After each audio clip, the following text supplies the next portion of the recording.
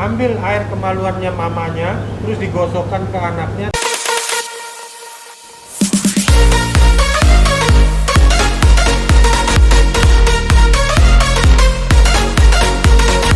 Jadi orang bisa bertobat, kayak contoh misalnya orang agama lain atau orang dari yang tidak percaya Tuhan, dulunya berjudi, sekarang enggak. Kan itu pertobatan juga, tetapi apa yang dia lakukan setelah bertobat itu otomatis tumbuh dengan firman, di dalam firman Tuhan, dan saya jamin pasti hebat. Yang saya dapat sih Pak Mars, tentang penyesatan nggak mudah disesatkan gitu ya. Kalau kita tidak mudah ditipu. Jadi kan, makanya pentingnya kita baca firman. Ya, jadi supaya kita jangan mudah disesatkan, kita baca di Alkitab bahwa sejak zaman dulu, sejak zaman nabi-nabi dulu, ada nabi-nabi palsu, imam palsu, termasuk Yeremia yang kita bahas sekarang ya. Ya, tapi tadi menarik tuh yang saya dengar dari Bro Reynold bilang menyembah dalam roh dan kebenaran. Nah, itu kira-kira bisa dielaborasi sedikit tentang roh dan kebenaran, karena sangat menarik menurut saya. Betul sekali. Saudara-saudaraku yang kekasih, janganlah percaya akan setiap roh, tetapi ujilah roh-roh itu, apakah mereka berasal daripada Allah. Sebab banyak nabi-nabi palsu yang telah muncul dan pergi ke seluruh dunia. Nah, istilahnya kan di sini kan kita diperingatkan bahwa roh aja harus diuji. Itu dari Allah atau tidak? Apalagi orang, apalagi sebuah ajaran. Betul.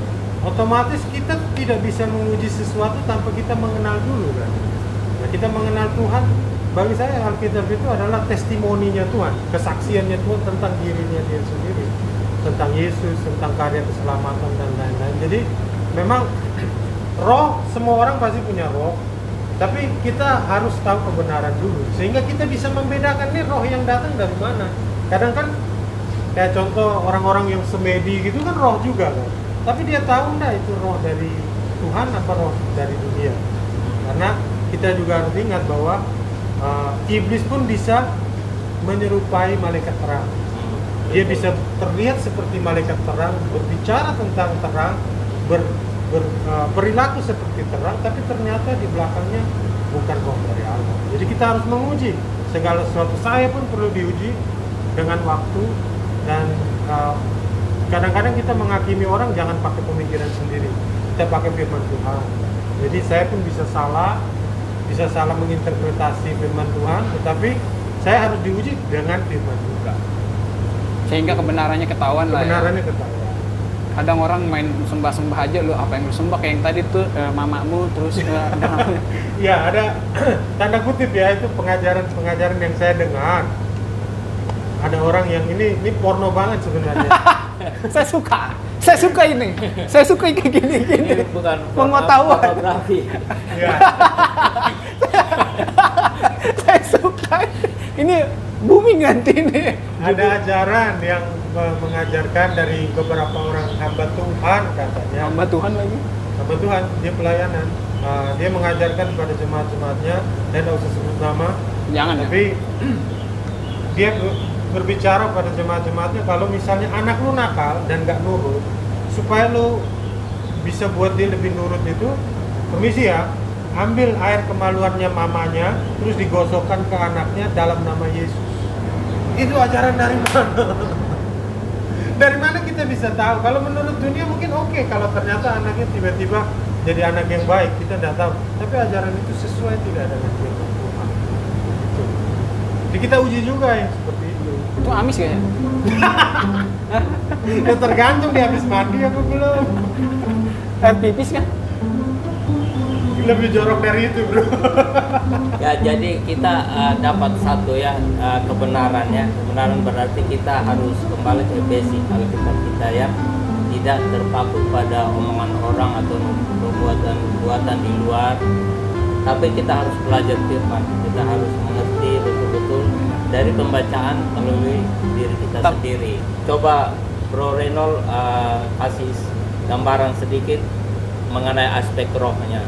Wah, iya tuh, boleh tuh. Aspek rohnya seperti Paulus kan juga memperingatkan. Sorry, gue lupa Injil mana. jangankan malaikat, jangankan kami yang mewartakan Injil yang lain, menurut Paulus, malaikat pun kalau mewartakan yang tidak sesuai dengan yang kami wartakan ini, jangan didengarkan.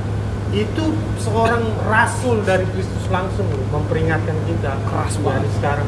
Malaikat aja juga lu harus tanda tanya kan. Artinya gimana kita bisa mengukur sebuah roh malaikat manusia dan pengajaran kalau kita sendiri tidak memahami isi hatinya Tuhan. Otomatis isi hatinya Tuhan ya dari Alkitab, dari firman. Ya, kita baca di Alkitab dan setan juga bisa representasikan dirinya Menyerupai sebagai malaikat malaikat terang. terang. Jadi kita melihatnya dia sebagai malaikat, tapi sebenarnya dia adalah setan atau iblis. Ya. Karena bagi saya musuh kita si jahat itu dia powerful. Dia makhluk yang paling berkuasa nomor 2 setelah Allah. Meskipun dia dengan Allah jauh banget levelnya, tetapi dia dengan kita, dia jauh lebih pintar dari kita. Kita hidup berapa puluh tahun, dia udah berapa ribu tahun. Buset. Iya. Iya. Sebelum ada dunia kan udah ada dia kan duluan kan. Dia bertemu langsung dengan Allah seperti Ayub kan, waktu dia jalan-jalan mengelilingi dunia dan berbicara, dia bisa conversation, bisa percakapan langsung dengan Allah. Dan dia tahu teologi dia luar biasa. Pengetahuan Teologi dia tentang- belajar di mana kira-kira? Loh, dia Belajar. waktu Yesus dicoba di padang Padang gurun kan gurun. dia pakai firman loh untuk nyerang Yesus. Iya. Bisa engkau ubah batu itu kan ada di perjanjian lama. Suruh nyemplung lagi lompat. Suruh lompat dari itu juga ada di perjanjian lama. Iya. Tetapi Yesus membalasnya dengan pengetahuan firman yang benar. Oke. Nah, dia mencoba Yesus dengan firman Firman. yang diambil dari Iya. kitab perjanjian lama. Iya. Firman itu yang dirubah sedikit kata-katanya. Jadi dari firman tetapi ada beda sedikit gitu. Berarti iblis tetap bego di sini karena kenapa? Dia memberikan firman kepada yang firman aslinya, yang nggak mungkin ya kan? Karena dia keras kepala. Iblis Iya. itu keras kepala, makanya iblis itu kan dipuji oleh Allah. Lucifer itu ya, tanda kutip ya Lucifer, karena Lucifer bahasa aslinya adalah bintang timur. Yesus pun juga pernah Bintang dibilang timur. sebagai bintang timur. Tetapi si jahat Wah, itu dapet. dia keras kepala karena dia membangkang sekali. Makanya tidak ada pengampunan untuk dia. Tetapi kita ini kan manusia dengan keterbatasan ya. Karena Allah memuji dia itu penuh mutiara, dia dari batu delima, dia penuh kemuliaan, tetapi dia jatuh. Makanya iblis finalnya sudah jelas. Dia mau bikin bagaimanapun juga seperti Wahyu, dia akan tetap sudah final nasibnya dia. Seperti di Yakobus itu kan dia percaya pada Tuhan, tetapi kan dia tidak patuh. Makanya yaitu kita harus mempersenjatai dengan 5 sirap perang itu, ya berdoa, puasa, dan firman Tuhan yang pasti. Karena kan pedang dan tamengnya Tuhan. KFGB man, be strong in the Lord. Yeah. Itu kan Efesus.